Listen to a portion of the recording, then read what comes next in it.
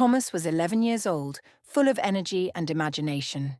He loved swimming, especially on hot summer days. The pool was his favourite place, filled with laughter and excitement. But Thomas had a secret he had never shared with anyone. He was terrified of the jets at the bottom of the pool. Those dark openings pushing powerful streams of water and bubbles sent chills down his spine. He imagined them as deep, mysterious holes that could suck him in.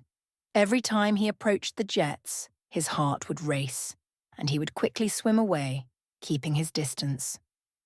One sunny afternoon, Thomas and his older sister Elis went to the pool.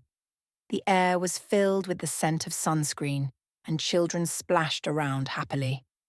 Thomas jumped into the water, creating a big splash, and began chasing Elis, who laughed and splashed back at him.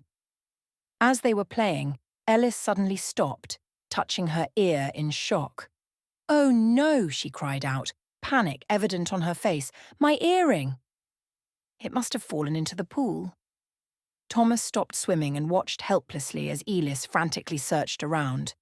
He felt sad seeing his sister so upset. Then he spotted something shiny sinking slowly through the water, moving closer and closer to the bottom. Thomas's heart sank, realizing the earring was heading straight for one of those dreaded jets. "Thomas, what am I going to do?" Elis asked desperately. The earring wasn't just any piece of jewellery, it was a precious gift from their grandmother, given to Elis on her birthday. Thomas knew he had to act even though he was terrified. He wanted to be brave, like the heroes in his favourite stories. Taking a deep breath, Thomas gathered his courage. "I'll get it," he said quietly, surprising even himself. He dove under the surface, swimming downward, feeling his heart pound louder with every stroke. The jet loomed closer, bubbles churning around it. Thomas hesitated for a moment, almost losing his nerve, but then he remembered how important this was to Elis. He pushed on, focusing on the shiny silver earring lying near the jet.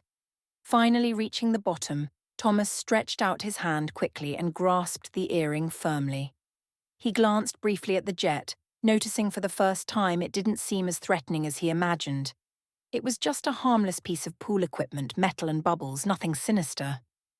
Feeling relieved, Thomas pushed off from the bottom and swam upward, bursting through the surface with a victorious smile. Elis saw him and immediately swam over, relief and joy lighting up her face. "Thomas, you're amazing! Thank you so much! You're my hero!" she exclaimed, hugging him tightly. From that day on, Thomas found that his fear had vanished completely. He realized there was nothing to be afraid of, and he actually started to find the jets fascinating. Each time he went swimming afterward, he confidently swam close to them, sometimes even waving at them playfully as if greeting old friends. Swimming became even more enjoyable for Thomas, no longer overshadowed by fear, but filled with pride and excitement about overcoming something he once thought impossible.